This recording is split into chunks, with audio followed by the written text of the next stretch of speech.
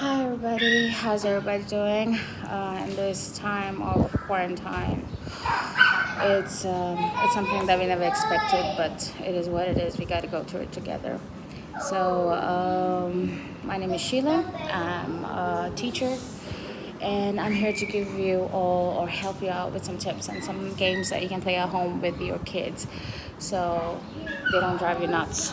Because I know it is difficult for parents who have been working and now they have to stay home with with their kids. It's just something not everybody can handle. But as a mother, we have to, so we don't have another choice.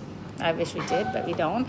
So what I normally do on a day-to-day basis is I wake up in the morning and whatever time, mostly it's about like 8, 7:30, 8, 8:30, not later than that.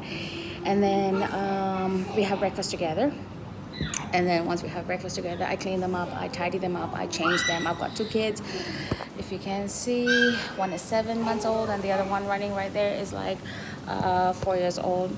And once I change them and get them ready, I let them play together in a safe area while I get dressed up, I get ready, because it's very important for you to take care of yourself during such times. If you can't take care of yourself, you cannot take care of nobody, and you will crumble. And you don't want that to happen at this time. You need to take care of yourself so you can take care of your family. Remember that always. And once that happens, what I do next is, come here, sweetheart, come here. Once that happens, what I do is I set their games, like once they're busy. How I set their games is I have a dining area right here where I'm sitting right now, and then I have a living space behind, if you can see that, and then I have the kids' room. So what I do on the dining table is I set games for my 4-year-old because of the choking hazards and all that stuff. Now I bought these cards. It's called shape shufflers. I can't. And I've got these lovely cards in them, and then they have these you see these shapes that you can put on them. And in this process, she's also learning her colors, she's learning her shapes, and then it's like fine motor skills. She can even learn that through this. And for my son, while she's busy here, I normally play around with him. If not, what I do is I put some pieces of blocks and stuff like that down here in the living area. If you can see, I place it right here.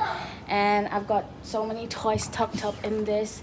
So I put like some soft toys and stuff like this for him to play here. So, he take care of. And plus, I can be with my daughter there while he's here. And I can take care of them both at the same time.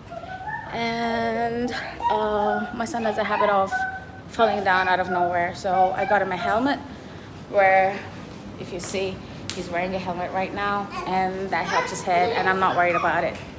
So this is what I do with my daughter here. And once she gets bored with this, she goes and she plays with my son, or she goes to her room, and then there's tons of toys in her room. She plays in her room.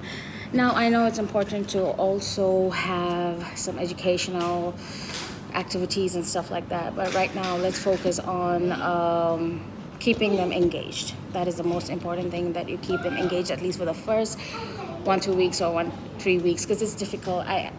As a parent, just coming from the office environment, just to teaching kids or your own kids is so difficult. Like, I'm a teacher, but I can't make my daughter sit and teach her, because she don't listen. Because I'm a mother. She wants to go to the bathroom, she wants to eat, she gets thirsty, everything happens at that time. So it's better just to keep them a little busy like this, instead of just saying, hey, sit, study, especially for this age. That's what I'm talking about, this age. When I feel that they're getting bored or I'm getting bored, we start painting. I have tons of paints in the house. It's cheap, I believe, everywhere. Get some paint, start painting. And this is what I did here with my kids. I'm just going to show you. I painted the entire wall. And if you can see, you see the fingerprints here. I painted the entire wall. I decorated the wall. I know some people are not very confident about having a colorful or having your kids paint the wall. Do it in their room. in their bedroom. Choose a wall in the bedroom and paint the entire wall. So I was so bored with one wall, I started painting the other wall and then the other wall. So we painted like 3 walls all together. And my next project or whatever I want to do with kids is to paint the outdoors. I have this beautiful yard, which I want to show you all. And I was thinking of painting the walls there with the kids. That way they learn a skill, a life skill, and they're outdoors. And they're helping you and they're enjoying. Kids love painting, no matter what age, they love painting. I was thinking of just doing this wall. And now this yard is not done. This yard is just trashed right now. So what my next project is going to be with my kids is to redo this entire yard. So this is one of the things that I want to do with the kids. And I'm just telling you also, maybe you can do if you don't have a yard. You can buy pots and start planting. It's always nice to plant. It's always nice to see something that they're growing and they learn different things about plants, how the plants grow, and it's science. There, you're teaching them science, you're teaching them life skill, and then they're having a messy play or whatever you call it with the soil. So another thing I normally do with my kids is I read tons of stories with them. I read it for them and then I make both of them sit. And thankfully my daughters love story. So I've got like tons of books here. And I let them choose whatever they want to choose. Let her choose whatever she wants to choose. I'm still thinking about my school. And I let her choose a book, then I read it for her. And then she says she wants to read it back to me and I let her read it back to me. So that way, she's occupied with reading. So there goes literacy right there. And then what we did with shapes, shufflers, go mathematics. What we did outside was painting and all that stuff. It comes under science. It comes under understanding the world and everything. Now, you can do a lot of writing, as in you can get books. Or if you can't get books, you can just get a slate and then start writing on slate. And I think it's about time that we all learn how to do cursive writing. So get a cursive writing book, let them learn.